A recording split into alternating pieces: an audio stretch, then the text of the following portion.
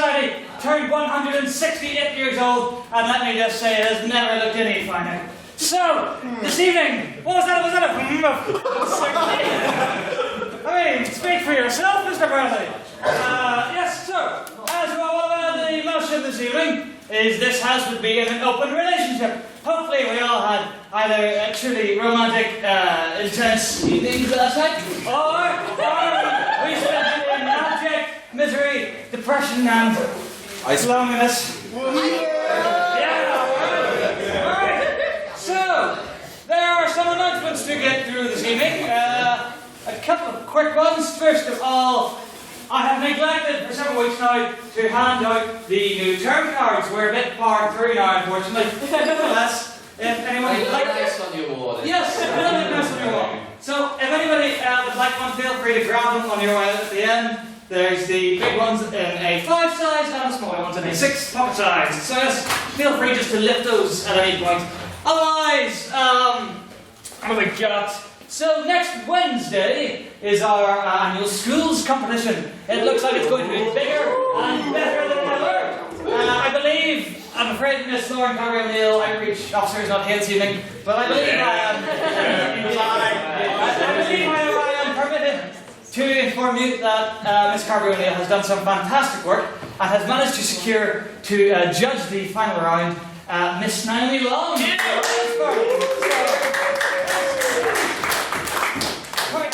Quite the achievement. But just, if anybody, most of you have already been added into the chat from hell on Facebook with about 50 other people. But if anybody is still interested in helping out, we need all the hands on deck that we can On get. a point of order, Mr. President. Yes, Mr. I have President. not been added to said chat. And maybe I want to know why. I'm afraid you'll have to take that up with Miss Carey O'Neill. I would suspect it's due to the fact that you no longer permanently reside in this part of the world. But nevertheless, I do apologise for this oversight. In any event, if you are interested, please speak to me at the end or message me over Facebook. I generally can't remember anything once the night is over, so messaging me is always the best idea. Otherwise, so as I have mentioned 2 weeks ago, the AGM of the 169th session has been called, which means no further silence, and also I am each week covering just a few of the positions that are available.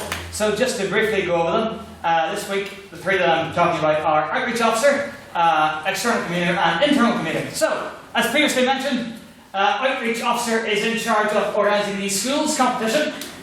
That is a competition for 16, 17, 18-year-olds still at secondary school all across the province, and indeed anywhere really on the island that is willing to come is welcome.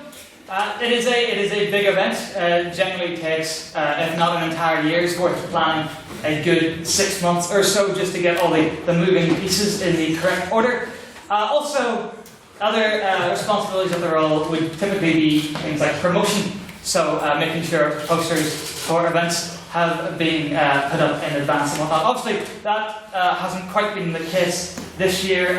The Outreach Department has suffered some casualties over the past few years, and so it is not operating at maximum efficiency, but in future years we would like to see it return to such a state.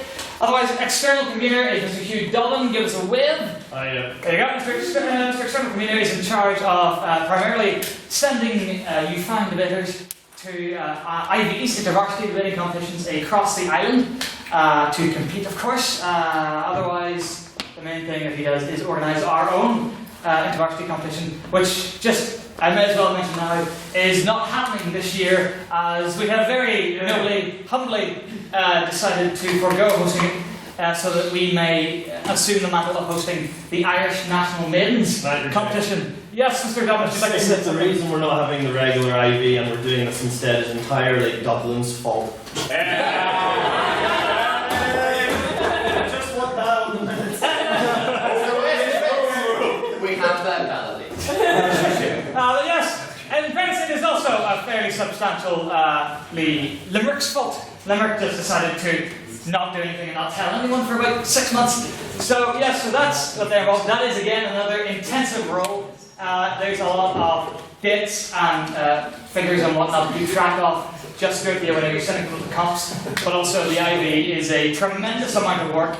that involves typically anywhere between 100 and about 150 people being in attendance over the course of 2 or 3 days. So that is quite the significant role. And finally, for this evening, internal convener, and again, sadly for Matthew Bryson does not appear to be here at the moment, but our beloved Mr. Matthew Bryson as internal convener, and also previously Mr. Peter Dunn, were in charge of primarily organising the lovely turn cards you see in front of you. So they organise.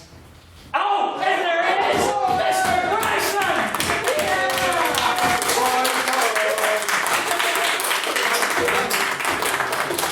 We're just talking about the role of internal convener. So the role of internal convener organises the internal meeting when the members come together to debate debates, pretty much. They then have to whittle down a set of motions that are decided upon to a shorter list that is able to fit on the turn card. They are typically also in charge of organising special debates that exist outside of the ordinary Thursday evenings, and also, probably most importantly and requiring the most work, they have to find the speakers for each week. Quite the intensive job, is it not, Mr. Bryson? But one that you've handled admirably. Yeah, no, I've enjoyed it. It's half your job is debating with debaters about what debates to debate about. Yeah. I mean, that's the best part. So yes, so these roles all, like I said, involve a fair bit of work, but I would not let that put you off. It is all entirely manageable with decent time management skills. As I mentioned last week, nothing any particular council member does is especially hard. It just requires the time and the effort, and you must set it aside just to get things done. So next week we'll cover Treasurer, Secretary and Presidente. And yes, I believe after next week, so the date of it is, when's the conference? That's the 20th of March? 20th. So the AGM is the 13th. So next week will be the 22nd. So yes, I say nominations shall open from next week. You will be able to nominate yourself or others. And yes, and then we'll get into the habit of manifestos and whatnot going up online. We keep it fairly simple, so no need to worry about that. We don't, for example, book the Great Hall to hold ridiculous hustings in, like some certain societies do. We're pretty full of ourselves. We're not that full of ourselves. Otherwise, I believe the only thing left for me to announce, apart from the fact that the Senate form for the Conversazione will be up tomorrow. So, like I said, Conversazione is the 20th of March.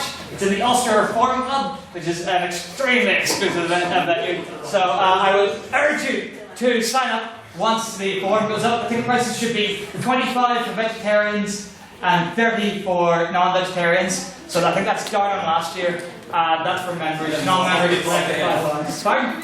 Normal people have to pay more. Non-members have to pay more, yes. But finally, the last announcement. As many of you may well have already seen, we have experienced, just in the past 24 hours or so, some considerable and notable, or maybe, 48 hours, competition success. The most prestigious debating competition on the island of Ireland. He's not here. I know he's not. It's I know he's not, but nevertheless, the most prestigious debating competition on the island of Ireland is the Irish Times debating competition hosted by the aforementioned Irish Times newspaper. We have been entering teams, I believe, for the past 5 years. The greatest success we've ever had since the refounding in 2011 was when then Secretary, future President Adam Kidd reached the finals as an individual speaker, and since then we have generally reached the second round and no further than the semi-finals. However, for the first time in 5 years, I am proud to announce that one of our very own, Mr. Russell Nairn, has reached the final!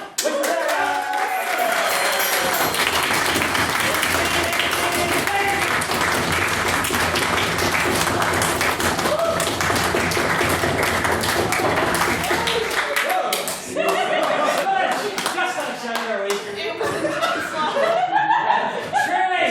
Truly a tremendous achievement, but whilst he is the only member of this fine society that has reached the finals, we did have some success otherwise. Typically, as I have said, we reached no further than about the second round, and it is just about as much of an achievement to reach the semi-finals. And I'm very proud to say that also actually present this evening Our member who reached the semi-finals is Mr. Emily Doherty. Let's give it up!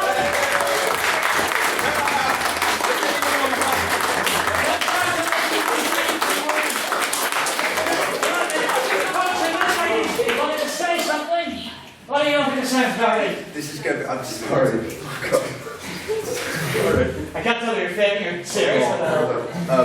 I just want to say thank you to everyone for that because I had some very terrible news. My great uncle passed away this morning, so thank you very much for that. Yeah.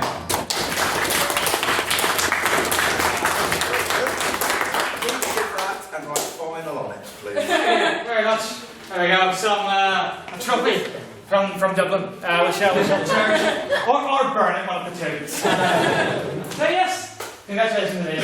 We are immensely proud, and I mean that with all sincerity. So I believe that's all the announcements I need to make for now. There are some items of private matter business that need to be addressed, but otherwise I don't believe. Mr. Secretary, any announcements? And we need to get a show on the road. We need to get the show around the date. So there's a workshop. When is the workshop? It's another training officer time. Saturday Students' Union from Katie Heard, who used to be 10th in Europe. Please excuse my wiping. This Saturday, Katie Heard, formerly 10th ranked divider in Europe, president of Durham. Is it Union or would it be Durham? Durham division. Durham, I think so. Yes, if you're interested in some top class training, please do come along on Saturday. There is an event page up for that. Otherwise, to read the minutes of the 17th ordinary meeting, which I'm not even going to attempt to remember because frankly I'll just embarrass myself again, I would like to invite our illustrious secretary, Mr. Peter Mann.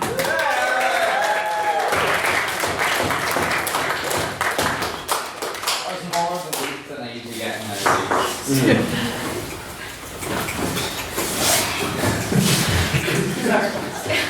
The 17th ordinary meeting of the Literary and Scientific Society took place on the 8th of February 2017 and was attended by 51 members. Mr. Shay Glasgow was the first member to bring up an item of private members' business.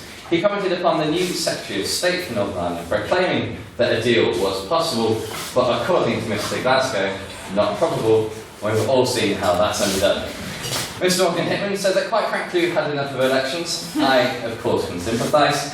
The next step, Mr. Hickman argued, was direct rule, but consultation with both sides of the community was needed for Northern Ireland to go forward. Mr. Hugh Dobbin responded by saying that the devolved institutions, as set out in the Good Friday Agreement, need to be reviewed and seen whether they are still applicable to a changing Northern Ireland. Honorary Life member Finbar Rogers wondered who the current Secretary of State was, presuming that Karen Bradley was just our lovely tech officer's drag act. Mr. Jeff Hattonbottom, everyone's favourite right-wing loudmouth arse, Katie Hopkins. She had been arrested, terrible shame of course, in South Africa. But Miss Patton asked whether it was for ketamine or stirring up racial hatred, and that's quite like a 50-50 things to be arrested for. External convener, Mr. Hugh Dobbin, said that the issue is that we're still actually discussing it. Mr. Holcomb Expo then asked the House what they thought of Donald Trump calling for a military parade in Washington. Social upset Mr. Conor O'Neill said we should indeed be very wary about Trump's proposed attempt to showcase military power. Whilst Mr. James Beckett said it was particularly important bearing in mind the significance of Washington as a non-denominational state where you can't even vote. President questions was something of an interesting affair at the 17th ordinary meeting. If, let's say, President questions were a university assessment, I think it's fair to say that the President would have struggled to get a third. The verbal assault from the House to the President was started by Honorary Life member in training, so Miss really better. She asked the President's opinion on the news that Kylie Jenner was indeed pregnant after all. The President obviously not being one to engage in such trivial affairs while reading his usual array of presidential papers, drawing the morning cranberry juice shredders and soya combo. The President then got bombarded with questions, all of varying levels of amusement from the House, which I'm not going to try and recall now. I maintain he triumphantly lost. And yes, now Mr. Alvin Black has made it possible for one to lose the president's presence.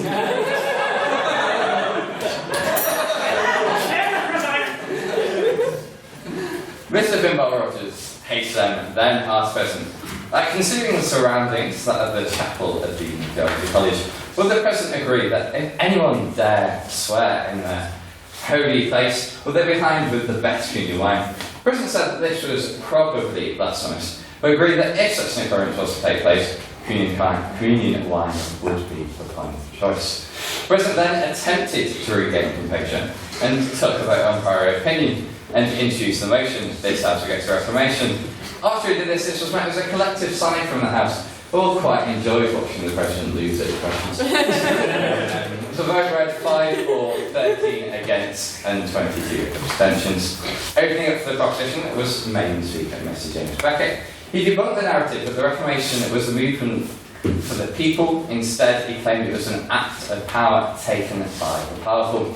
He admitted that yes, Christianity needed reform, but ripping apart Christianity in such a matter was unforgivable. He vowed to the House to regret the Reformation, to regret the lives lost, as he concluded, oh, it's pointless, wasn't it? Opening the argument to the opposition was Miss Erin Burnett. Surprise, surprise, she didn't think the Reformation was pointless. The argument focused on the developments both within society and theology, which resulted as a consequence of the Reformation. Martin Luther, she argued, did not intend to create division within the church, but saw the progression of Christian theology as absolutely necessary against the Catholic Church, which was not willing to reform. The Reformation, she therefore argued, led for a more progressive and forward-looking church. Continuing the argument for the proposition was Miss Hannah Gibson. She began her argument by situating the event we know as the Reformation in its historical context. She then proceeded to look at the long-term effects of the event, the subsequent persecution of Catholics, and the cultural division of Europe. She concluded by saying that the main tenets of Christianity, that of grace and forgiveness, were thrown out in the events that occurred as a result of the Reformation. She also said Luther would probably be a millennial. I thought that needed mentioning. Continuing the argument for the opposition was maiden speaker Mr. J. Kieran, who too looked at the long-term consequences of the event. Mr. Kieran also started the story, but this time concerning a rugby-loving monk. His point being that the Reformation led to the exchange of several goods and practices that had not been seen before. He proposed that the Reformation led to a modern secular Europe, where we can criticise faith freely, and also that he likes a good kill. Mr. Morgan Hickman, concluding the argument for the proposition, maintained that Catholics are more than capable of progress, but importantly, not regress. He questioned the value of some of the proposed progressions in the Church, which he argued were in opposition to biblical scripture. He concluded by stating the Reformation was purely about division, not doctrine, citing the numerous conflicts which ensued after the Reformation. Our external convener, Mr. Hugh Dublin, I think I've said that you're an external convener 3 times, then rounded up things in the opposition. He started his argument by declaring that pressure is obviously essential for change to happen in whatever environment. This pressure on the Catholic Church, spearheaded by Martin Luther, may, he admitted, not be the best time for such a change, but it needed to happen, and the split in the Church was inevitable. The nature of both humanity and religion, he maintained, meant there was always going to be disagreement on religious matters, and thus needed to the House to not regret the Reformation. Questions were then heard from Miss Christine Fleming, Miss Kira Swale, Mr. Conor Neal, Mr. Chris Hubble, Mr. Shay Glasgow, and Mr. Jeff Patton. A vote was then taken on speakerability, which read 10 for the proposition, 5 in opposition, and 16 abstentions. Thank you. May I take notes? Yes, hi! Thank you very much, Mr. Dunn. We are now going to have what I hope will be the fastest round of private members' business ever to occur. There's a kick on the floor, how dreadful. So, before we begin, I have some motions that need to be extended to the floor. Mr. Fairley, just out of curiosity, would you say that it is, I don't think it's explicitly against the rules, but would you say it's rather uncouth for the President or the Chair to propose motions? What would you think? Being the other steps in the dear Well, I would assume that I think the Constitution says that the President shall be the authority, or the Chair, sorry, shall be the authority of procedure in all cases, therefore. Oh, excellent. Unless you're going to object to yourself. I think it's Sorry. For the sake of Right? No, speak, whatever. I shall simply propose these motions, and I'm sure I'll be able to find a seconder. So, yes, they're both rather unfortunate. So, some of you will hopefully remember during this House would blasphemed a bit, we had a guest chair, the Reverend Dr. Paul Bailey. Lovely man. Don't tell him, but I'm hoping to put him on the trust. I've been. Pardon? This being live streamed. I would expect, as you'll soon learn, he's unlikely to be listening. I've been in email communication with him for a number of weeks. Lovely fellow, very knowledgeable, always willing to help out the society. However, he informed me by email just this morning, in fact, that he was involved in his own words, a major car accident and will be out of commission for the foreseeable future. Now, I believe that is all I've heard, but I would assume, seeing as how he has emailed me, he should be fine. But nevertheless, I would very much appreciate if the House could extend its sympathies or goodwill to him, let's say. So the motion is this House would extend its sympathies or goodwill. What would you say, Mr. Fenn? Would send its condolences. He's not. That's why I expressly avoided using that particular word. Would extend its sympathies. Sympathies. Okay, the motion is this House would extend its sympathies to the Reverend Dr. Paul Bailey. Can I get a second there, please? All those in favour, please raise your hand and say aye. Aye. Against, say nay. Abstaining, say nay. Thank you very much. The motion passed unanimously. He shall be informed, post-with or whatever. Otherwise, seeing as how it was mentioned, I would very much like to propose a motion of condolences to the family of Mr. Evan Doherty. Can I get a seconder, please? Second. All those in favour, please raise your hand and say aye. Aye. Against, say nay. Abstaining, say nay. The motion passes almost unanimously. This House. Can I take back my vote? Yes. The motion passes unanimously. The House extends its condolences to the family of Mr. Doherty. Otherwise, I don't believe there are any motions that I need to extend, so I will take no more than 2 bits of private members' business. Which one are you pointing to? Morgan had his hand first. Sorry, give me a second. Alright! Someone get a photo of this. Would the House... Order! Come on! I would like to have the motion put to the House that this House supports the return to direct rule. Interesting! So, who would like to comment on that particular motion, Mr. President Emeritus Benjamin Murphy? Well, so far as in the long term, it's probably going to lead to die down, so yeah.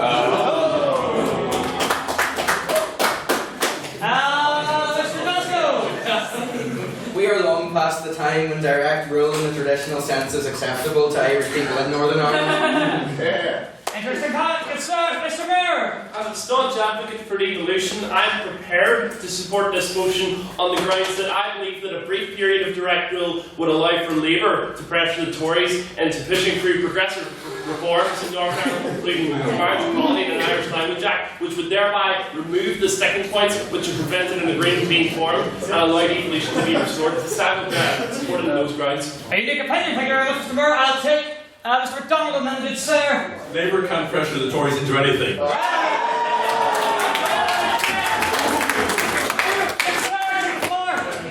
As somebody from South Africa, I would like to just say I think it's a good step forward, and then we can have a second Great British Empire, which found in my home. It's the best thing that ever happened historically.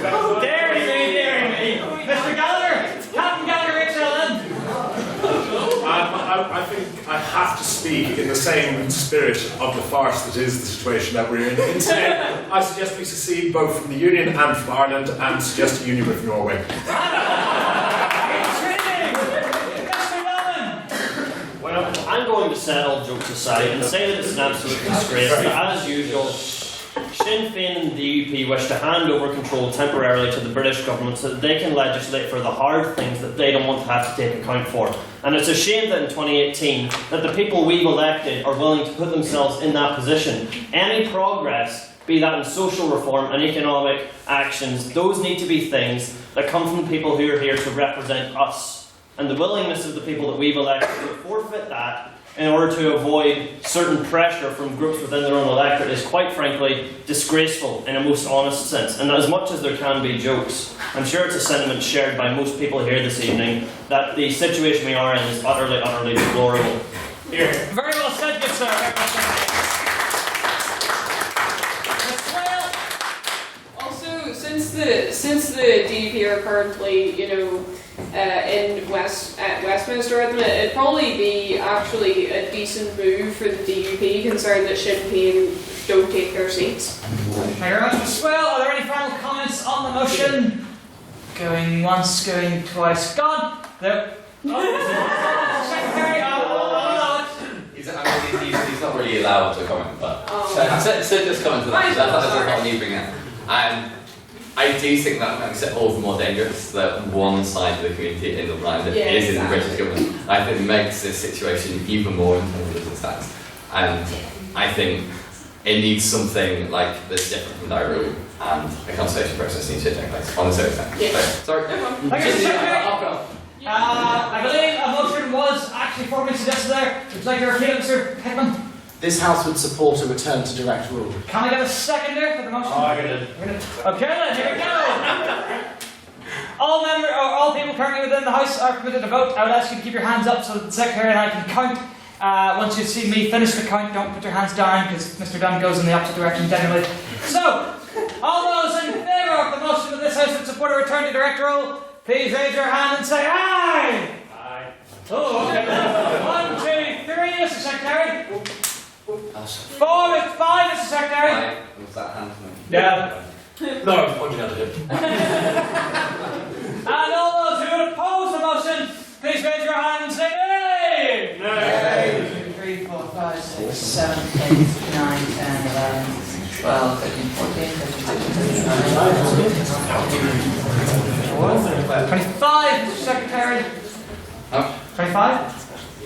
You get it? And all those who would like to abstain on the motion, please raise your hand and say meh! Meh. Keep them up, keep them up, keep them up. 1, 2, 3, 4, 5, 6, 7, 8, 14, Secretary. Mr. Secretary, what was the result of that vote? I was 5 for 25 against and 15 intentions then. There we go, the motion fails. This House does not support a return to direct rule. Shocketh horror. I will take one final piece of private member's business. Mr. Glasgow, what is then? I would also like to propose a motion that this House supports the upcoming UCU strikes taking place in this university and universities in Britain. Thank you very much, Mr. Glasgow. Are there any thoughts on that particular motion? Mr. Doherty? I think it's very difficult because it's probably going to cost me about £300–400 because of it in terms of fees.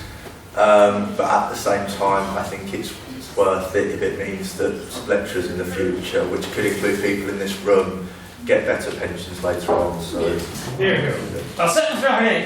Ms. Miller, Yeah, I'm going to back you up on that one. Like, at the end of the day, most of us are going to be working until we're bloody 70 anyway, so you know what, we need to back up pensions. It's something that's so underrated that you don't start doing from a young age.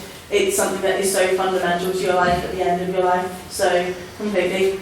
Thank you very much, Ms. Miller, Mr. O'Neill, and then Mr. Murray. Thank you, Mr. President. We can all be serious about this in terms of pensions and they need them, but if we're honest students, we need to understand that we're having 2 weeks of no class here.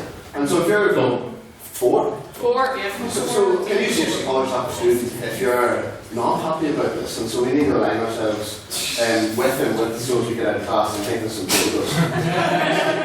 Your tone of voice went in a completely different direction to your words. Caught me off guard. Mr. Murray. I have a pure reason if my pension was cut. Yes, I think we can all support that one. And Miss Fleming. Are you not going to have like 4 weeks of no class out of a 12-week semester, which I feel like is going to be an issue for those of you who are going to have exams at the end of this? Yes, that's our token PhD student at the back there. Mr. Hickman. He rises once more. Take to the skies, Mr. Hickman. I would like to agree to an extent with Mr. Darty's point earlier. It's true that we should be supporting them to the extent of protecting the rights of existing lecturers and their protection of their pension. The rug's being pulled out of under them. It's a terrible thing. It's a travesty. However, I don't believe that these strikes in any way should have an impact on future pensions.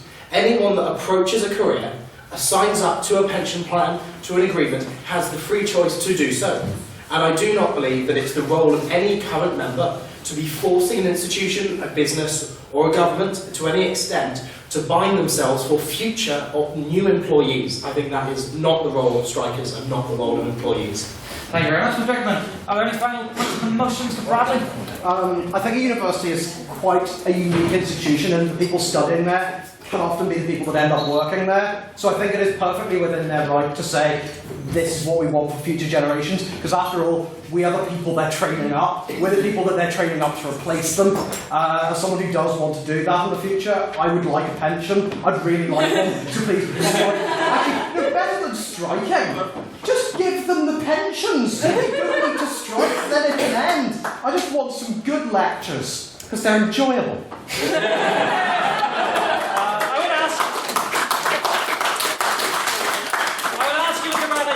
Do you really want a pension, or would you much prefer a firm handshake? I think that's satisfaction enough. Mr. Beckett?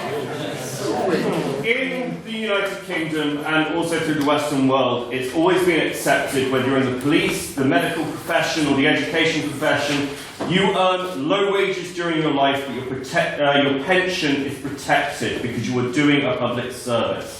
And it is appalling the way the government has behaved. I know I joke a lot, but it's appalling that they have pulled the rug out from under so many people. And it's not just now, it is the future, because all that will happen is we'll get worse and worse teachers and police officers and nurses. We need to protect these things. As a final thing, I understand the rebate, the issue of cost. There are forms going around and we can claim this money back. Further, I encourage you to do so, because that will pressure the university to show that we understand the strikes, but we're losing something as well. And we need to put the pressure on, not just for us, not just for our lecturers, but to show that we support our lecturers and the institutions that we have built over well over 1,000 years, and they matter. Thank you very much.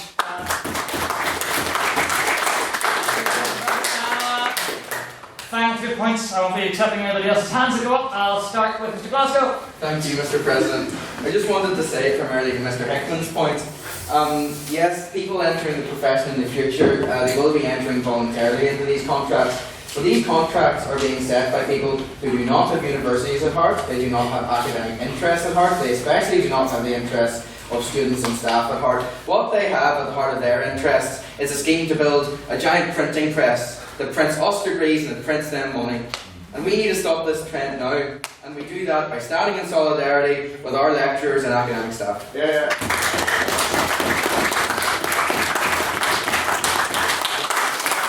Thank you very much, Mr. Glasgow. And to conclude this particular discussion on this motion, former President of the SU, Mr. Captain Kerry. Thank you very much. One thing worth pointing out, this discussion might not be particularly relevant for very long because the university might be coming into a hell of a lot of money very soon, particularly if we go into direct rule. And we know under the Conservative government they've been trying to push for increased fees in this province for a very long time. And the DUP, I know from being in various talks with them, are not shy about that either. So the Vice-Chancellor and the Registrar may very well get their wish and maybe shave off a little to put into the pension. So it might not be a problem for much longer, sadly. Thank you very much, Captain Elliott. Mr. Glasgow, if you would mind repeating the motion that you proposed. If I can remember. The motion was this House supports the upcoming UCU strikes that are taking place in this university and other universities in the UK. Thank you very much. Can I get a seconder? Seconded. Okay then, here we go again. All those who would support the motion, please raise your hand and say aye. Aye. Keep them up so we can count. 1, 2, 3, 4, 5, 6, 7, 8, 9,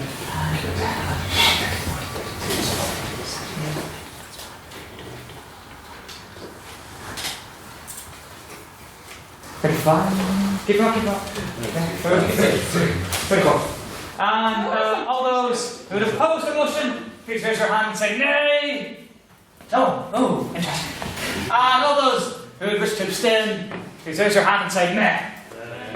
Keep them up, keep them up, keep them up. 1, 2, 3, 4, 5, 6, 7, 8, 9. Mr. Secretary? Mr. Secretary, if you please read back and vote. That was 34 for, 0 against, and abstentions. Thus, the support is. We overwhelmingly support the FWC strikes. Interesting indeed. So, I believe that shall conclude this week's edition of Private Members Business. We shall now go on to a very short round of President's questions. If anybody have any questions for me, it'll have to go to Mr. Finlay HLM. I would like to ask the President how he feels.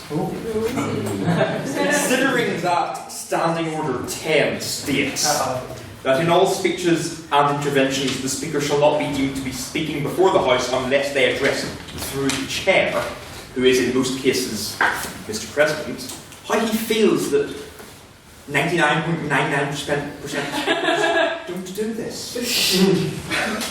It saddens me, really. I cannot. I try so hard.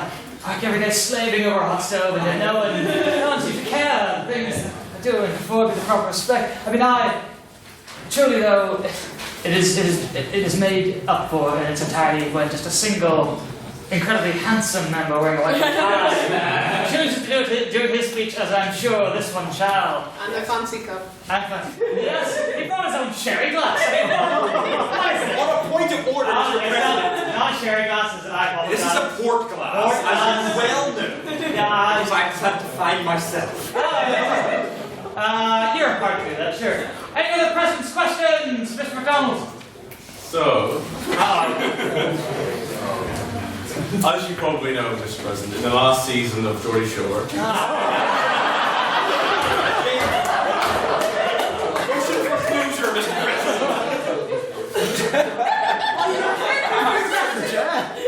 in the last season of Geordie Shore, the season finale,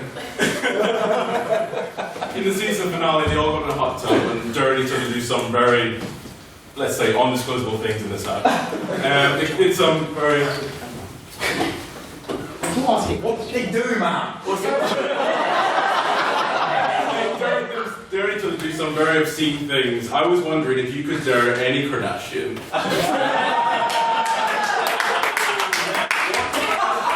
This is going to be what you had for breakfast, just anything with a Kardashian. What Kardashian would be and what would you dare do? Kardashians, as you know, are bound by resolution of this House. Tune in. Oftentimes in this house. Things are said and they're said sometimes in seriousness and sometimes in jest. And there is one particular thing which I think if there was a record we would see it said more often than anything else, but I think virtually always in jest. But this time I said, Mr. McDonald, shame resign!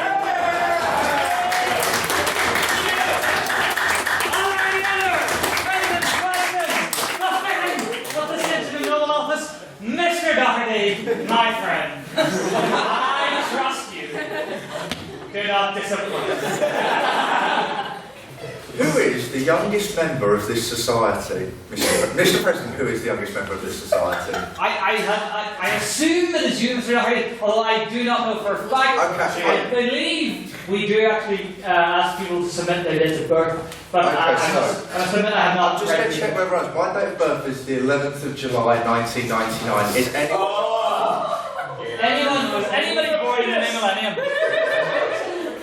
I believe, by the sounds of it, then, at the very least, you're the youngest member currently within this house. And what else are the youngest member to do? So we reached the semi-final of the Irish Night! Yeah! No, final question? No, I don't trust you at all, Mr. Not happening. Did anybody else like us? Anyone? No, okay.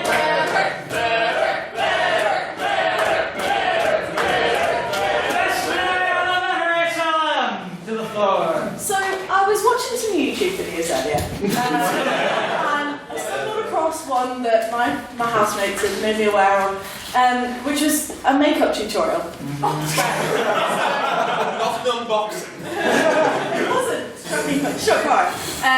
It was a makeup tutor with none other than Jacqueline Hill and Kim Kardashian. Nice surprise! And there was a lot of negative comments about this because Jacqueline didn't let Kim talk. I just want to know your thoughts on the matter. Whether you think Kim was right to be angry at her, even though she'd come on, or you know. Seconded. I just felt your team. It's fine. We always lose one. It's fine. Awesome. Moving on. I have the joke is that there is no joke because I don't know anything about these people. I can't make a joke. I don't know anything. Last week. Ah, dear. The House shall now move to a vote on prior opinion. And then I will kill myself.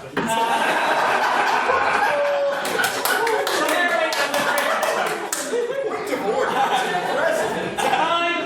All those who motion facing the House this evening as this House would be in an open relationship. All those who, as of this moment, would very much like to engage in an open relationship, please raise your hands and say aye! If with your hands currently raised could just exit the room and, conduct their business. It's like, up again, I didn't count. All those in favour say aye. 1, 2, 3, 4, 5, 6, 7, 8, 9, Mr. Secretary? Yeah, 9. All those who would oppose the motion, please raise your hand and say nay! Yay! 1, keep them up, 1, 2, 3, 4, 5, 6, 7, 8, 9, 10, 11, 12.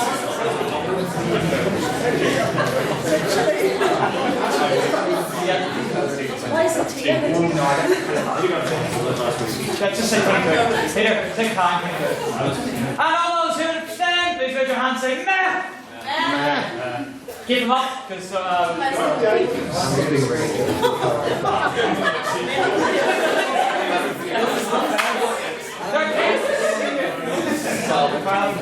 Secretary, if you can please read back that entire Mr. President, that was 9 votes for the proposition. Order! 9 votes for the proposition, 22 for the opposition, and 12%. There we go. So that is it. That is how the vote currently stands. I look forward to seeing how the House inevitably drifts towards another abstention at the end of the evening. Yes. So, it is my great pleasure to welcome, in his maiden speech, to propose the motion, Mr. Robert Clark.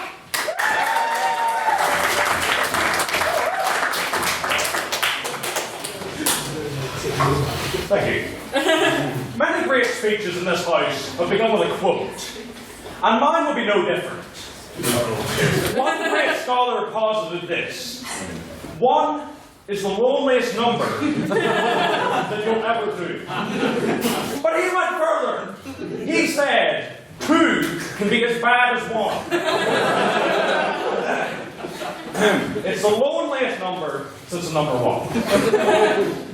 A contemporary went further again. He said that faith, hope, and charity give 3 as a magic number. Faith, hope, and charity, of course, being the names of his girlfriends. Now, for my first trick, I will give an unambiguous, uncontroversial definition of the motion. An open relationship is a relationship between 2 people in which both partners consent that one or both of them may engage in sex acts outside the relationship. The form these sex acts take can be measured to suit the needs of the couple themselves. And on that point, and it does not extend to romantic actions outside of the relationship, because polyamory is distinct from open relationships. Now, to be clear, the definition of romance is anything you would do in a relationship that you wouldn't do with a close friend that isn't sex. For example,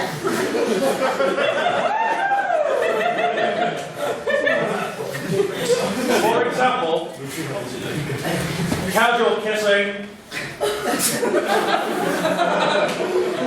cuddling, and arguing about how much a wedding should cost. Now, on to how open relationships would benefit an all too often overlooked oppressed class. We all have friends with whom point of information.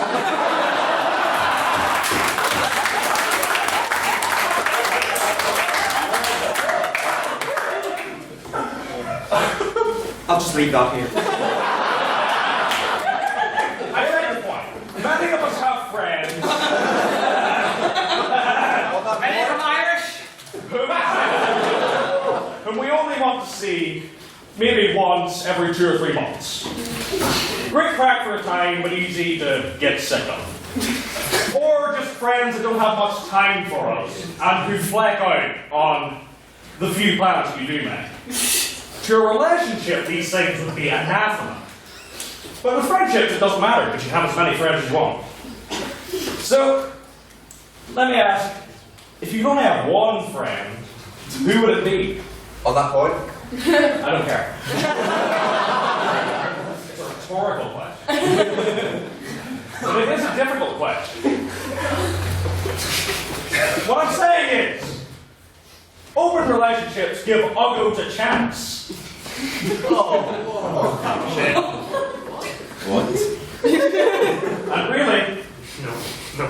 Would you rather share the sexual company of one beautiful person, or have a big collection of porn videos on yourself?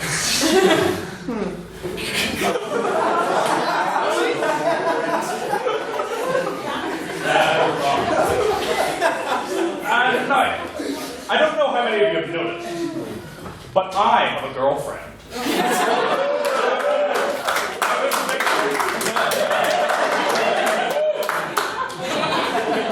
Which is nice.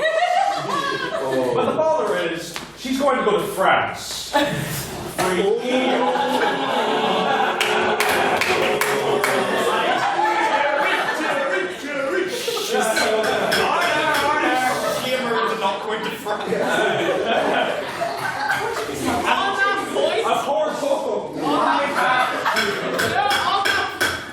I have to respect her decisions. I have to support her in going to grow as a person and learn French. Ow. But I'm just saying, doing so would be much easier if I could get some kind of special dispensation.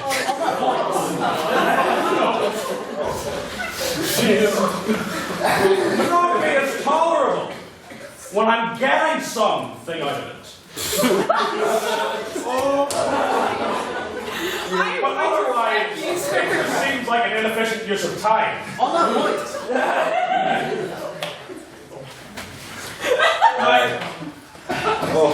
I'd be happy to say emotionally committed because she can still provide that through messages and Skype and things. But the physical side of commitment will be a challenge. On that point.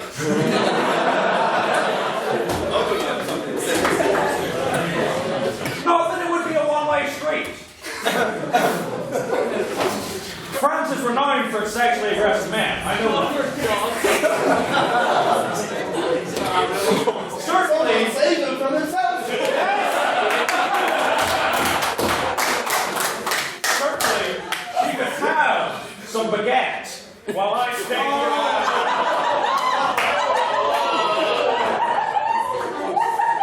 On that point, my point being, my point being, this sort of temporary relationship will make the long distancing a lot more bearable. Now, doubtless there will be some sort of emotional argument from the opposition saying that open relationships can't hold together due to jealousy. But the motion says this house would be in an open relationship. And this house is populated by open-minded, forward-thinking, sexy people. I would go as far as to advocate a litterific wide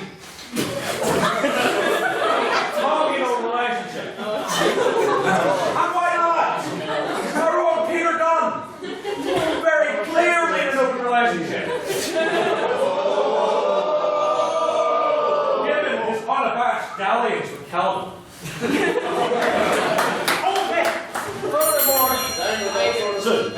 Furthermore, it would give us great incentive to finally sort out the gender imbalance. And lastly, I don't know how many of you have ever been to one of our annual pub crawls, but the main flaw with them is how they just sort of casually wind down at the end of the night. I've always thought that they need something to make them end with a bang. Thank you.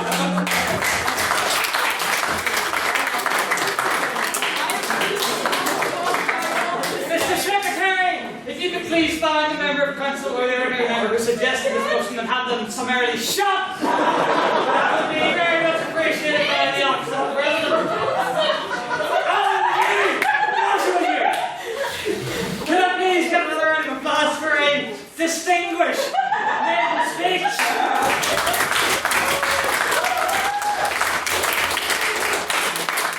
And now we can please welcome another maiden speaker for the office, and I apologise, I did not check how to pronounce your surname. Mr. Hamid Tafi? Yeah. There you go.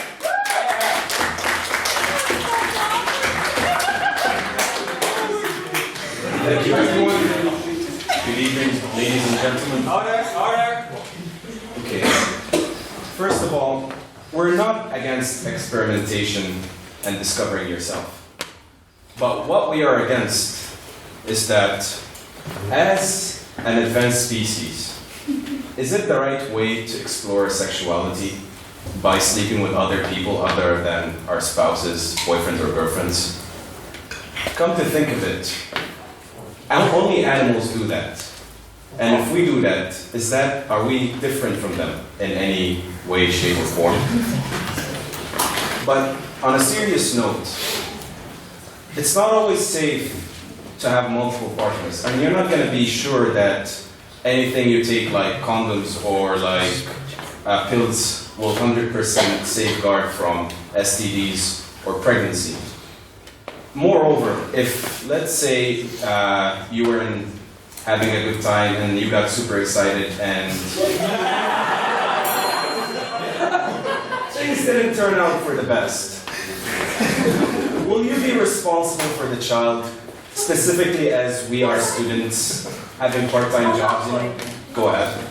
Well, if you've just been speaking about condoms and you've been speaking about safe sex within the concept of the relationship, which we have activated, I can't remember the word, advocated, where is this baby coming from? Like, you can get excited that you can also be safe, and if you're not in Northern Ireland, you can have abortions.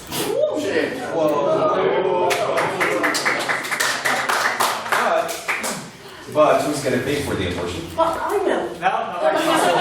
So what are you telling me? So you're willing to have sex with another person aside from your boyfriend and pay for your abortion? She literally. I can't respond. She literally. Okay.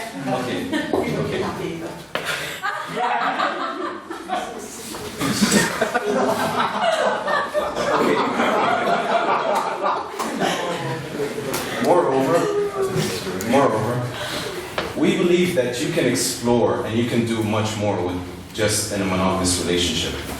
Because open relationships are just an excuse for people to look for other people. And it's good to have an open mind, but at the same time, we need to encourage people to look for ways, or we should encourage solutions for people to stay faithful.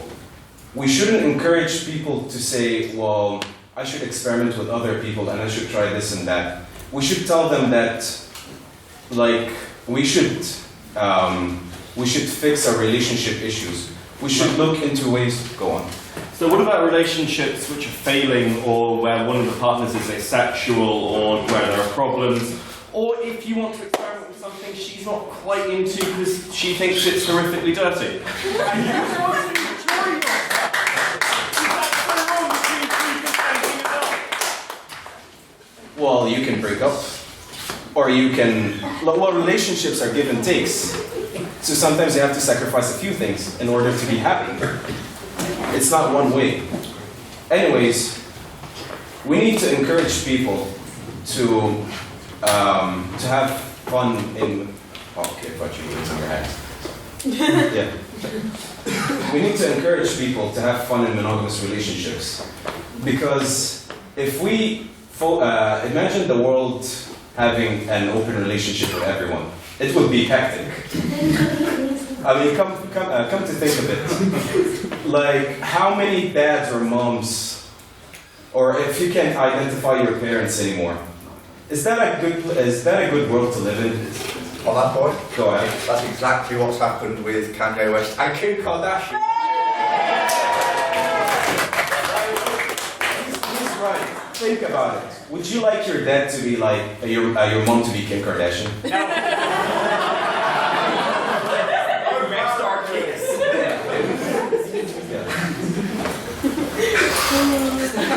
We'll never get over the Kim Kardashian. Moving on. We should also encourage people to. I thought you raised your hand. Okay.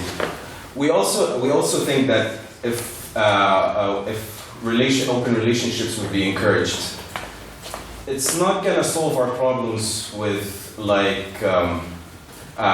exploration or with finding our preferences. We discover it through monogamous relationship, whether we like it or not. We can let's say a guy would have a girlfriend and he didn't like this, so he could change even being in a monogamous relationship. It doesn't have to be an open relationship to find who you are, or to discover yourself. Or on that point? Go ahead. So as far as I'm seeing, you're always concentrated everything all about sex, and open relationships focus on sex. But what about experimentation with different persons that have different interests and they can actually apport something to you rather than sex, apart from sex? Can you clarify? Apart from sex. Relationships can be developed in other different levels, but right now you're only focusing on sex. So what about different experimentation with different people and not focusing in sex? Is that positive or negative? 1 minute. Yep. Sorry, can you clarify it more? Are you saying it's more? We should involve emotions too, or? Yeah, sure. Yeah. Well, what's the point of having emotions with more than one person? I mean, is that loyalty? Doesn't make sense. That's why we stand with monogamous relationship. Thank you so much.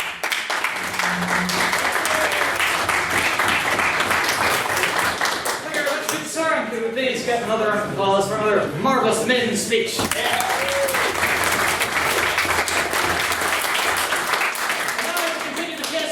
Proposition, Honorary Elect Member and current Training Officer, Miss Liliana Litter.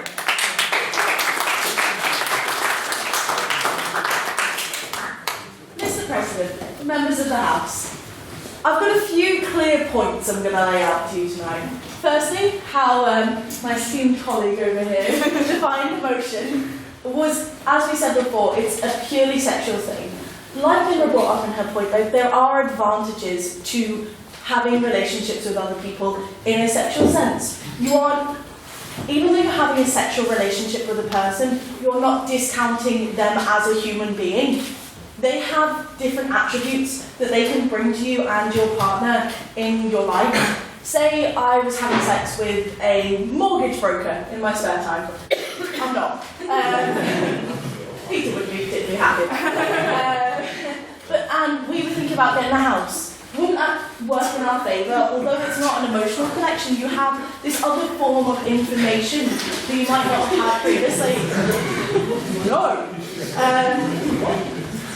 Also, the whole of being sexually liberal in relation within this debate isn't about just kind of limiting yourself. It's about having the discussion to start with. That's the big thing that the opposition did not bring into their speech, is the fact that at the end of the day, we are sitting down with your partner and the other person that is concerned, and you're being like, this is what we want, we are setting boundaries. On that point? Yeah, sure, go ahead. Right, you're pretty much saying this starts discussion, but at the end of the day, there are couples out there who, instead of actually solving their problems, would literally just go to the other person and find solace in them instead of actually sorting out their issues. I understand that, but the way that we have defined the motion today is that it is a purely sexual thing, that although they might have these other issues within their relationship, it is about having the discussion first with your partner to kind of outline where you want your open relationship to go. People may have a lot of different problems within their relationships, and at the end of the day, having sex with other people isn't going to solve that. We, on the proposition, accept that. No, there's nothing we can do about that. But there have been studies out there that have shown that it actually increases your bond, because say I went home today and I was like, Peter, come on, let's try some really hardcore BDSM. Just another day in the office. He was like, no love, that's not for me, I'm too vanilla, it's not my style. I mean, that's the reality. I mean, I'm not wrong. But we had the discussion about being in an open relationship. I went somewhere else and was like, okay, I know this person that is also into really hardcore BDSM. I had the discussion with them and I was like, although I'm in a relationship, this is what I want to explore, this is what I want to find out sexually. Are you okay with that? At the end of the day, it is about the discussion. It is about understanding the other person's wants and needs. The opposition mentioned about STDs. We understand that obviously we live in a culture where they are rife, because you'll find that boys halfway through sex will be like, nah, I'm not into this anymore, just take the condom off. And because people aren't particularly educated on the matter. If you're having a discussion with someone and being like, have you got yourself checked? Have you made sure that this is what we're going to do? Then you're safe in yourself, and if they haven't, then they violated your trust. You can go back and you can talk to them about this and make the decision to not have sex with them anymore. It's not like you're limiting yourself. You are actively going out of your way to have a discussion with someone and make sure that everything within this is safe. On that point, yeah. It's all well and good to say that you have a discussion and that these boundaries are clearly set, but in this kind of situation, no matter where you set a boundary, it's a very spotty boundary. And whenever the exploration that you're talking about requires going to someone else who is not your partner that you're with and trying to experience something, it's all well and good saying what your experience is, but then it's to take whoever else is involved, saying what their partner thinks about this, what they're able to explore. If I should be jealous about this, are they only doing this? Are they talking about other things? Are they getting romantic? And the fact is that the central thing that's against open relationships is this jealousy. And I'd like to know how you respond to that, because no matter where you set the boundary, it's a very fuzzy line.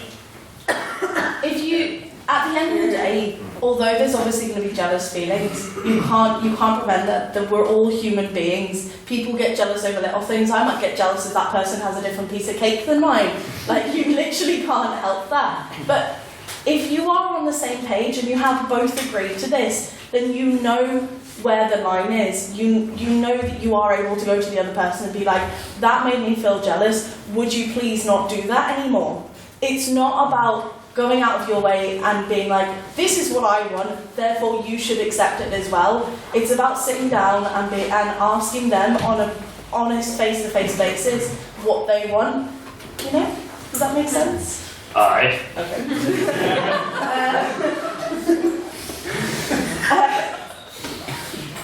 I really don't want to do this anymore. I just got told about the get. Also, can we all address the fact that supposedly the state and religion are no longer together? Here, here. I say supposedly because we all know. They still are here. What? They still are here. Religion is something that obviously is intrinsic to the UK's everyday lives. We can't escape that. But it is also something that should we come into an open relationship, we must understand that times are changing and that people out there's ideas about things are changing. And therefore, things like different sexualities are coming out, there's different There's different ways to explore your gender. The reason these things have been on the rise, and so has divorce, is because people are having a shift in their conscious idea of the way they view relationships. And that conscious idea of viewing relationships needs to also be applied to open relationships. We do it with gender, we do it with sexuality. Why not do it with the relationship you're currently in? And that is why, ladies and gentlemen, I think you should vote in favour of the Constitution now.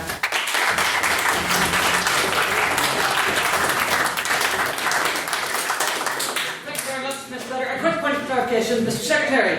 Earlier comment was made about the exam, and you said just another day in the office. Am I correct in saying you still work at the top here? It's true. Duly noted. And now I'd like to welcome our next speaker to the office, Ms. Kira Swale.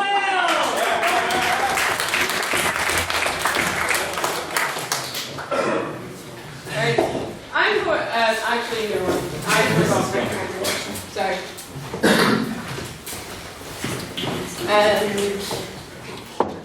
Right. I'm going to start off this bit. I think most speakers have been thoroughly embarrassed tonight, so that's fun. And second of all, I'm actually going to start by mentioning a point that was made by the prop, which is the fact that if you don't like being with that person because they do something bad, then you can just talk to them afterwards or never have sex with them again. Well, that's good crack, because if they don't use a condom, you're going to have an STD. If they have an STD, no discussion is going to change that. And now, pretty much, I'm now going to move on to some of my points, which is the point that pretty much can't be avoided in this debate, which is jealousy, which is going to be far more likely in an open relationship. Because if you think about it, say in a monogamous relationship, there is going to be jealousy. I'm not going to discredit that. But at least you can be reassured by the fact that your partner is most likely not having sex with someone else, finding them more attractive than you, finding consolation with them, talking to them about how awful you are, things like that. On that one? Go on. About the jealousy stuff. So when we're talking about jealousy, it's something that it's usually focused into open relationships, but actually things that it's nonsense, because when we're in a monogamous relationship where you don't talk about the different person that you are with, the jealousy is more likely to be increased than when you're in an open relationship where you talk about everything and you know the feelings of that person and about everyone else. So what's the point there? See, in a monogamous relationship, you can be open at the same time. Like, for example, in a monogamous relationship, you can go, I find that person attractive, you just can't sleep with them. There's that effort of you can look at the menu, but you can't order off of it. Second of all, if we look at an actual open relationship. Sorry, on that point. And then if we move on to an open relationship, that person is actively being with someone else. So you're unlikely, if that person just spends more time with them or has sex with other people more than you, you're going to think to yourself, do they not like me anymore? Do they find other people better instead of me? No, sorry. And things like that. And also, I'm going to move on to this whole fallacy that everyone thinks that open relationships would be brilliant for cheaters. That if you're a cheater, then this is magically going to solve this problem. Actually, it's not. It's just going to come into another form. Now, in a typical relationship, sometimes you're not really sure what's cheating or not. So you say to your partner, here, is this cheating? They say no, you can do it. If you say, right, is this cheating? They say yes, you don't do it. Same thing happens in open relationships. So the cheating can just take another form of agreeing to something but not actually doing it. Like, for example, a typical rule is to always have safe sex. That person could not. Second rule, another rule is that person you're not, typically it has to be flings. Again, you can still have an emotional attachment and your partner can't, so that's cheating. On that point,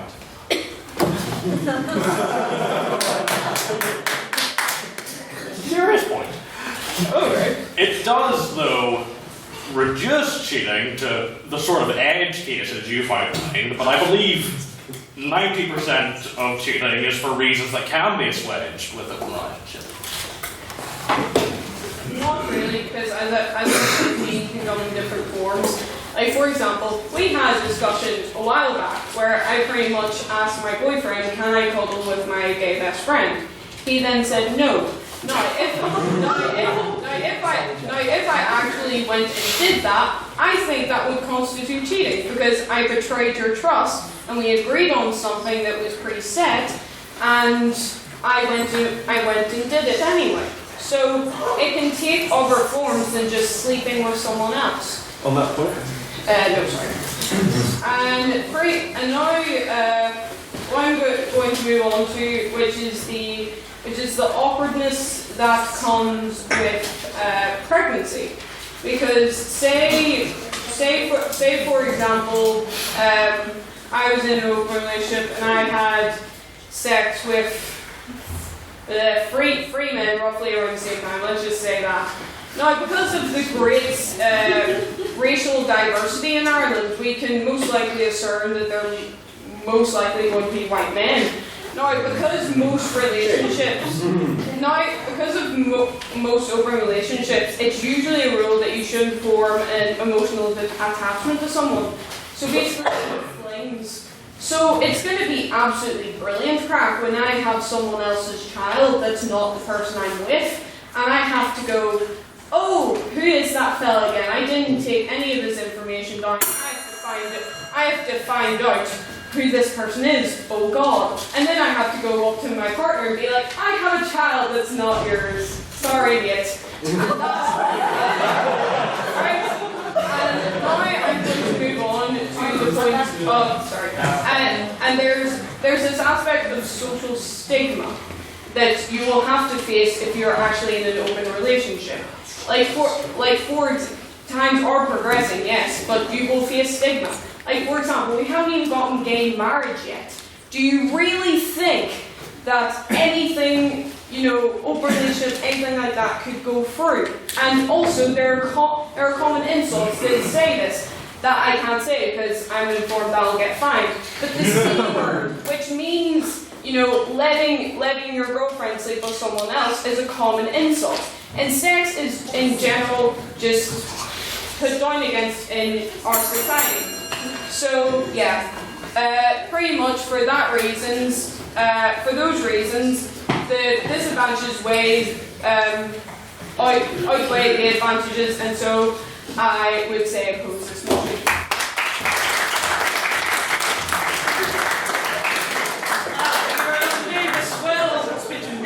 And now to conclude the case for the proposition, our social officer himself, Mr. Con O'Neill.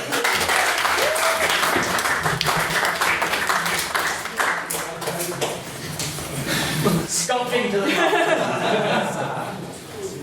Right, so, Mr. President, lovers, ex-lovers. Which am I? Comment all, the reason you may have seen me tiptoeing up here is because right now there is a very thin sheet of ice beneath me. Any sort of comment might just make the whole thing go through. So we'll start. I'm going to begin by addressing and informing some of the good points made on my side of the house. So moving on. I'm going to look at some key things brought up here and maybe I'll forward a few of my own if I may. Now, so before I start, I just like to say if I had a massive block of rounded Swiss cheese from the Alps, I would just sit there, because this is probably going to be filled with holes as well. Continue. Yes, so like an STD ridden penis, I'm going to try and forward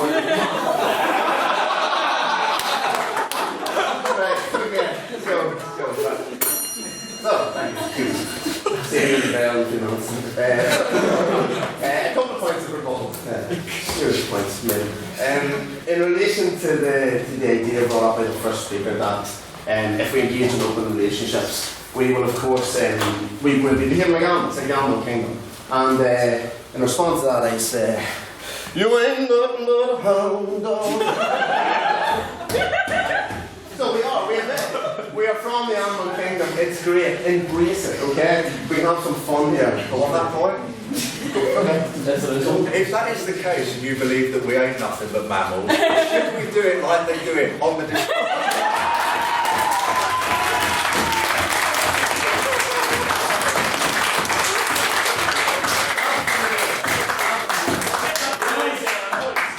If anyone wishes to bring this house further into disrepute, I will welcome them. No problem at all. Give this man a cookie. I will address I'll address the point from the floor due to Ms. Brodley with us. It is. We agree that it is cheating if you're in an open relationship and you kind of experiment in another relationship, maybe in non-sexual forms. We actually agree that that is cheating. The whole point that we define the open relationship is that it is purely about the sort of it's about getting sex in other places and strictly sex, just the act, the physical, animalistic act of it. And so I understand what you're saying. We believe that that is cheating if you try and get in a relationship that are non-sexual. On that point? Yes, go ahead. Okay. So, the point that I was trying to do there is actually that it's all focused about sex, but when we're talking about emotions and like as you say, like you're pro open relationships. When the feelings come together and they're actually like people that fell in love or whatever, and there's no sexual need there, that's actually an open relationship as well. So what I was trying to say is that like that's not focused only on sex and like go with the debate like. I take your point. I think though. What has come from any person who's ever cheated before is that before the sex happens, there's a connection made. And so in many ways you can't say that sex, now I understand what you're saying, but as I said, people fall in love before they even kiss, before they even, so in some ways they fall in love over mobile before they even touch. And so, but yeah, so I take what you're saying, but I also think there's another point to that. Moving on to the second speaker. Moving on to the second speaker. So the STDs argument, it's important. I think though that this argument actually inevitably falls behind the ultimate argument of like, oh, let's never have sex, you know, the kind of the Catholic Church at the lectern, like, this is wrong. But you can't deny that if you're in a monogamous relationship, you are reducing your risk. If you have tons of sexual partners, you are going to increase your risk of an STD. I understand that, but as I say, it just falls under the same point. It's like telling people never to have sex. It's like, you know, you'll always have that Jerry getting the better. And you'll always have that factor. And so we just need to increase the idea of safe sex, contraceptive through the pill, condom, things like that. So in terms of, you also raised the point over jealousy. I think that in a way jealousy leads to competition, healthy competition. I think if you take the case study of myself,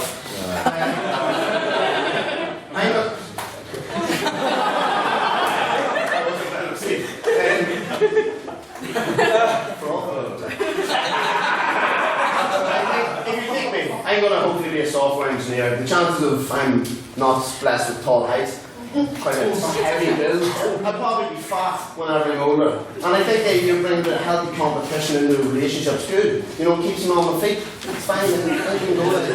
Keeps me, keeps the whole thing healthy and running. There. What you're saying is an openly admitting to the testament that there will be jealousy if you're feeling that you need to actively compete with other people.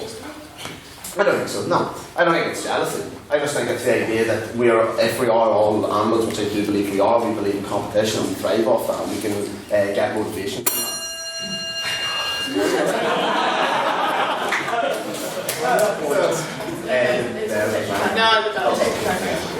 So, ladies and gentlemen, boys and girls, The points tonight have been exciting, uninformed, and at best uncoagulated. However, divulging through the wet, sticky mud, we see. I was one more. So, I believe this debate comes down to two ideologies: monogamous people and people heavily laden with pure banter and fun. Between those not willing to try the apple from the tree and those who are willing to try the forbidden fruits and mix with the snakes. One side of the snakes. And snakes there are many, my friends. However, what I beseech you, comrades, be bold, be adventurous, and above all be wise. And if you wish for an empirical example of an open relationship, well working, the fruits of it, I picked this lady here. We have been in an open relationship for 4 months. And what? Oh, we haven't been in an open relationship.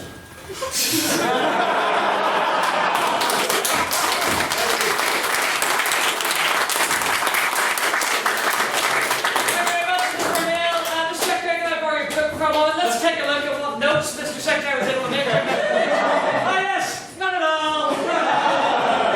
Good job, Mr. Neil. Good job. And now, to conclude the case for the opposition and the debate for this evening, one of only 3 people, I believe, in this room who has been a member longer than myself. Yes, it is the esteemed honorary member, Mr. Jonathan Finlay.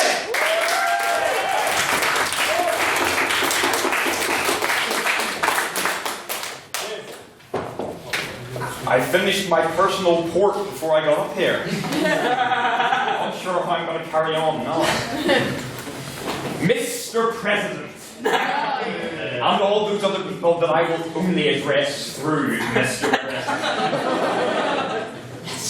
I think, to be perfectly honest, the most poignant point that has been made this evening was made by the Deputy Leader of the Opposition, to use the competitive terms, at the start of her debate, where she said that everyone seems to be embarrassed tonight.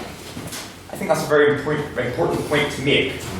The reason people are feeling embarrassed on both sides talking about this topic is because there is a social taboo against it. And as with most social taboos, before you break it down, you have to really prove why it exists in the first place. The proposition tonight has argued that we are not against experimentation. But we say that experimentation should take place within a safe context. The safe context that we advocate is that found in a two-person relationship. We say, and the point has been made about when we have brought up the risks of promiscuous sexual activity, it's been said to us, so we're basically saying people shouldn't have sex. Well, we're talking about minimising risks, not ruling them out. And what we're saying is, the risks are substantially minimised when you find a long-term solution. On that point. We'll take the risks, Mr. President. I will yield to Mr. Dobb. It's in a monogamous relationship, you would concede that you can only experiment to a certain extent, and that in comparison to a open relationship, there's surely just things you cannot try and cannot be fulfilled to the same extent as you would be in a monogamous relationship. Well, that, I mean, I know I'm not really supposed to make new points here, but that is in the nature of commitment. And I think the elephant in the room tonight has been, what does commitment actually mean? What does devotion actually mean? And what it means is you value something above your animalistic desires at any given moment. The point about it is, you can't just say, we'll have a more trusting, consensual relationship if we completely remove the thing that our trust is based upon. You might as well say to someone, oh, well, I trust you not to steal from me because I'll give you all of my belongings. You still suffer the consequence of someone stealing from you. I think I'm still answering the previous point. Now, sexual health activists do not actually advocate rampant promiscuity. Sometimes when we brought up the pregnancy and sexual health points, we've been guffawed at. But actually, you will find it difficult to find a sexual health activist who says, yes, you should definitely sleep with as many people as possible. And actually, when you take when you take the positive choice to make a monogamous relationship an open relationship, to open it up, you're actually encouraging that behaviour. You're actually making the point of, yes, I think we should sleep with more people. I think we should open this up. I think it would be good for us if we had more sexual partners. And that is completely against the advice that is universally given by the sexual health community. Now, please. When have you, I, or anyone in here listened to anything the university says? Too few times, to my eternal shame. I mean, we can probe into my sexual history tonight, but I think. Can I get a second there? I think that risks obscene polemic, which is also against the standing order. The point was made by Hammond, I believe, if I can find it. Yes, imagine everyone had an open relationship. I don't think that point has really received enough attention. That is the Kantian principle if we define what is morally good by imagining if everyone did it. And if everyone did something that is contrary, quite frankly, to the inclinations of most people, to the behaviour of our closest biological relatives, that is contrary to a very substantial and influential social structure that's been built over thousands of years. And you can say that it was built on principles that were wrong, but the point is people have internalised it and now believe it. We said if most people were to do that, On that point. I think that would be acting against their better judgment. I have another minute, go ahead.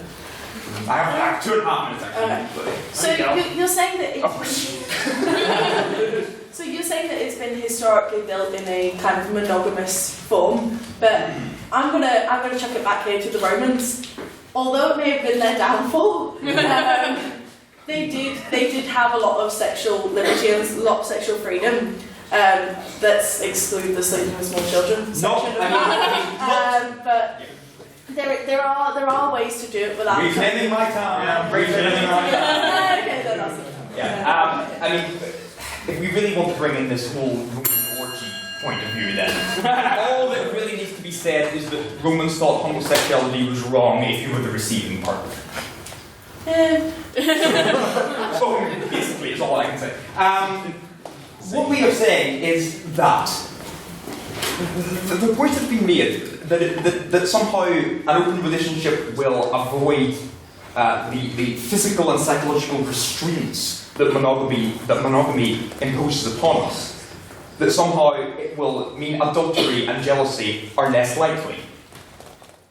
Is completely fallacious. As we have argued, as Kira argued, they will simply be translated into another form. Because, quite frankly, monogamy is hard enough to get right.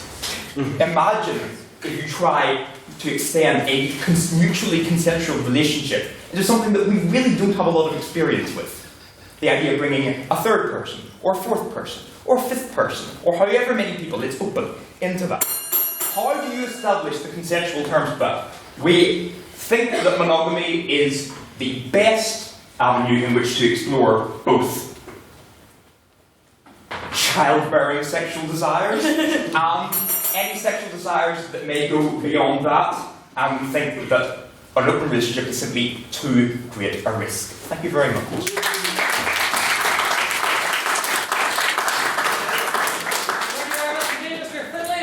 To a fairly brief round of questions, as hopefully any of you are aware, the evening's festivities are only just beginning. We will be adjourning after the debate to the Eglin time, where there shall be a birthday charity council auction. Too many words in the one phrase there, where the council shall be auctioning themselves off in a variety of ways. But more on that later. For now, I shall moved this house there are any questions? Are there any questions for the proposition? Miss Fleming. Right. So, none of you really addressed, there's maybe a danger whenever you're having that dialogue, that if one person's very for an open relationship, the other person might not be quite comfortable with it, and there's a danger of that pressure, and well, I don't want to lose my partner, and they want an open relationship, so I'm not really okay with it, but I'm going to go with it anyway. And just would like to comment here. Thank you very much, Ms. Fleming. Speakers, remember, brevity is the soul of wit. Let's try and keep this concise. Mr. Connell to respond. I think ideally what you would want in any kind of consensual relationship is whereby both people go into the relationship knowing what outcomes are going to be.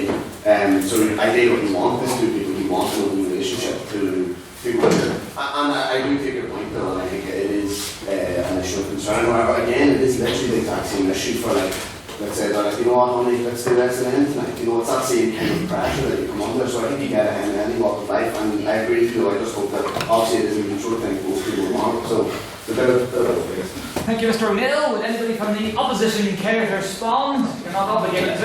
Mr. Finley, well, I think it raises the question that I wanted to get into more, but I couldn't because it's an original point. Now I can of a sort of asymmetry of consent. That it's very difficult when establishing such a complex arrangement for both sides to be completely clear with the other on what they are consenting to. Now, Con says, ideally, they will be consenting to the same thing. And I simply put it to the House tonight, do you really want to vote on something that is only the case when it's ideal? Thank you, Mr. Finley. Are there now any questions for the opposition? Yes, Ms. Graham. Do you not think what you're arguing is judgmental? Shouldn't everyone be able to do what they want, really, with whoever? That you have more chance of getting pregnant if you're in an open relationship. If I have sex with my boyfriend and someone in an open relationship has sex, and we all use a condom, we all have the same chances of getting pregnant. It's not going to put discrimination and being judgmental. Everyone do whatever you want. Thank you, Ms. Graham. Respond. The opposition has never ever said that open relationships should be banned. We're merely saying that monogamy is the safest bet, and it's that. And you're saying about pregnancy, like I don't know about you, but I'd much rather have be pregnant with someone I'm extremely close to. That I've literally been in a relationship for a year. Rather, please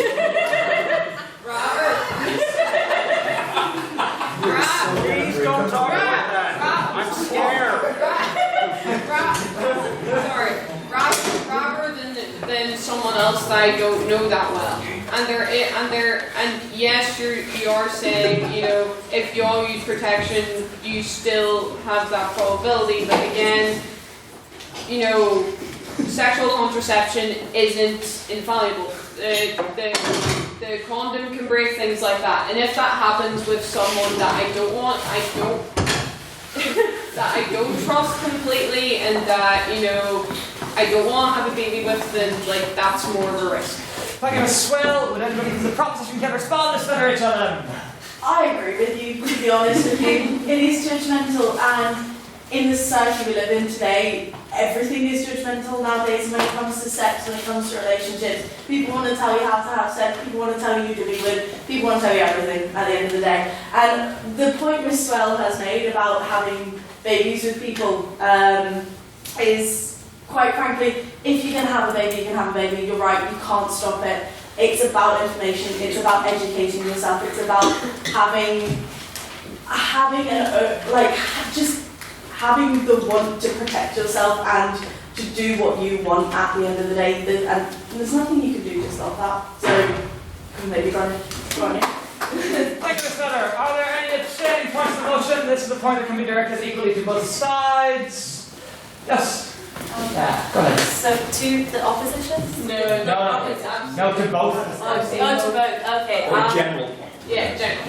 So basically, in terms of, because you've all literally talked about STDs, babies, but really mean, the point of a relationship is literally not just sex or getting STDs.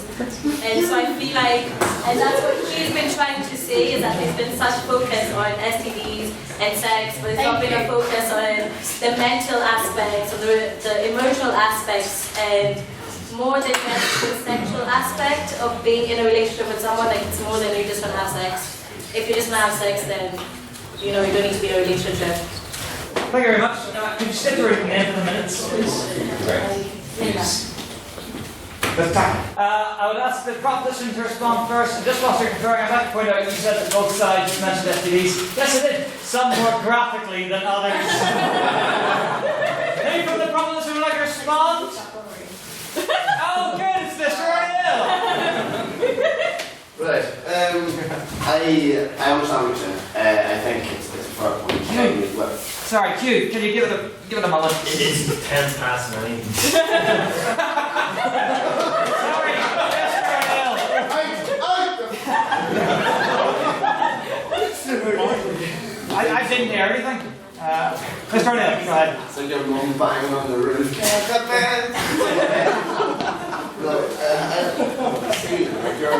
Mr. O'Neill,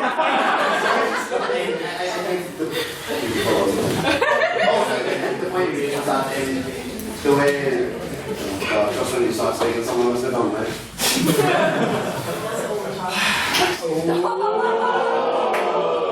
Is that what the youths call shit? Okay, quick point. There's going to be a lot of saying one before the debate, but you know. In response to your point, though, we actually did define the debate whereby it actually, the whole point of the relationship is that the only thing we're kind of getting from elsewhere is sex as a purely sexual act, and that's kind of how we define it. I understand what you're saying, and again, I completely agree with that. If that's the way you went, but it's just we want to find out whereby you love this person, you're committed, and that side is monogamous in terms of the emotional attraction and curve, but the sort of like sexual experimentation or something like that can also come from elsewhere. Thank you, Mr. O'Neill. Would anybody from the opposition care to respond? Mr. Finlay, Well, I mean, it's made my job considerably easier. The proposition remembers that it defined emotion as an open relationship not extending to emotional connections. Because I think that pretty much answers the question. I mean, if we're being accused of talking about only sex, that is because that's how the proposition defined emotion, and we did not reject that definition. So therefore, that definition is what the House will vote on tonight. And we have addressed emotional jealousy, we have addressed adultery, we have actually gone further than the proposition in addressing these issues. So, I think, quite frankly, we're right. Thank you very much, Mr. Finlay. Quick show of hands, is there any appetite for another round of questions? Yes, raise your hands. No, raise your hands. I think that about does it then. So, they're all so embarrassed, honestly. I'm terribly sorry for that short round of questions, but I hope everyone will agree this has been quite a lot of fun. We are adjourning to the Eglantine Bar. This is it, by the way, where you rustle about for your membership cards, so do that. I remind you again that the charity auction of the council is happening in the Eglantine Bar. There are some wonderful things up for grabs. Both metaphorically and literally in some cases. Mr. Dunn is offering cocktail lessons. Mr. O'Neill is offering baking lessons. Miss Vetter is offering to clean your house. Mr. McDonald is offering piano lessons. Can I just say on the topic tonight, I'm very good at fingering.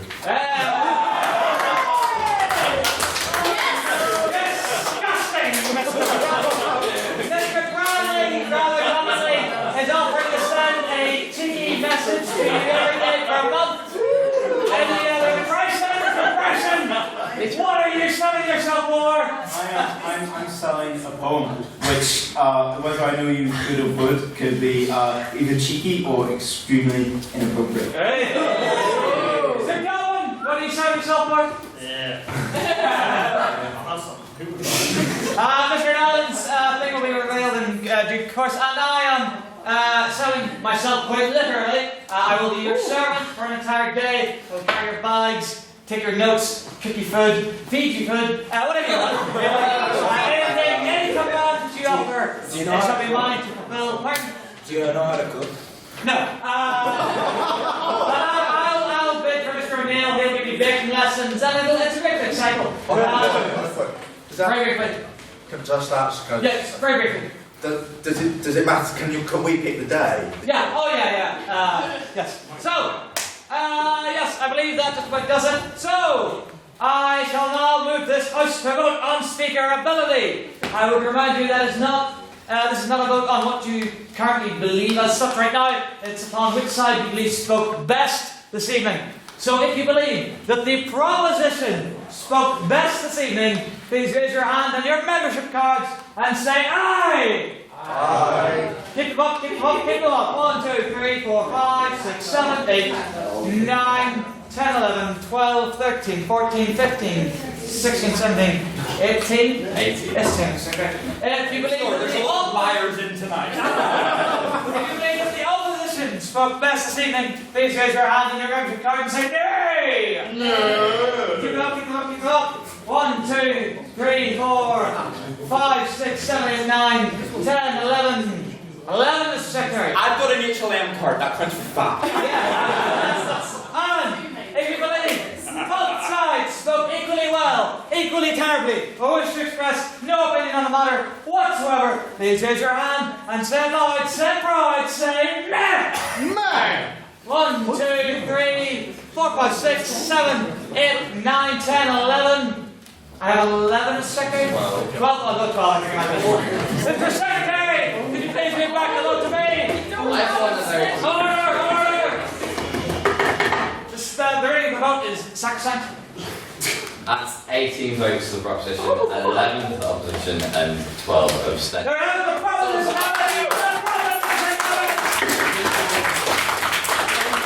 The time is back for last time. I hereby declare this meeting adjourned to the bar.